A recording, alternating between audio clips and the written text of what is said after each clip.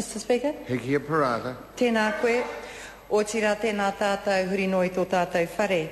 I'm pleased to stand and take a short call on this bill. I've been a somewhat peripatetic member of the Select Committee, having had other calls on my time which were particularly pertinent to this bill, because for those of us who, all of us in this House who are involved in electoral activity, we get to know the very sharp end of how any legislation applies on the ground. The National-led Government's electoral finance proposals have now been subject to 4 rounds of consultation beginning in April last year, and it has been a commitment of this government to have a consensual approach. So it's somewhat of a pity that the member who just spoke and who's just left the House chose to introduce an unnecessary element of rancour, I thought, into otherwise multi-party consensual approach that has characterised the consideration of these bills in Select Committee.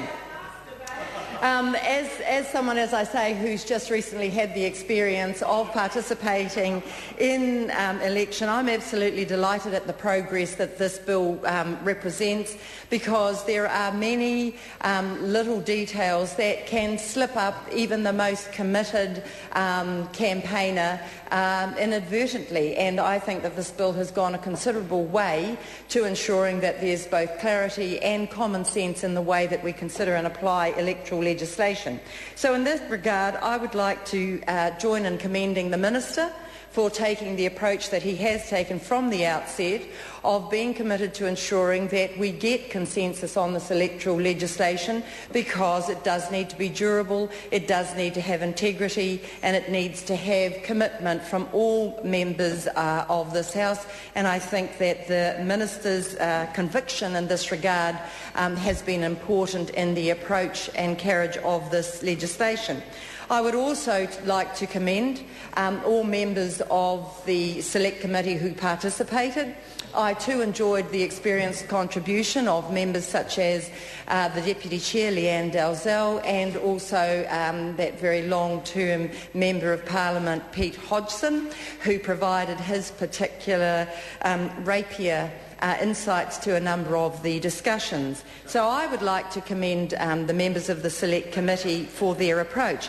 And in closing, I would particularly like to commend the Chair of the Select Committee. My colleague Amy Adams approached this with the same rigorous and analytical approach that she brings to all her tasks. She was very even-handed in the way that she assigned time to the consideration both by members of the Select Committee, but also in terms of the hearings that we held around the country, and the submitters who had the opportunity to put in writing their views on this bill.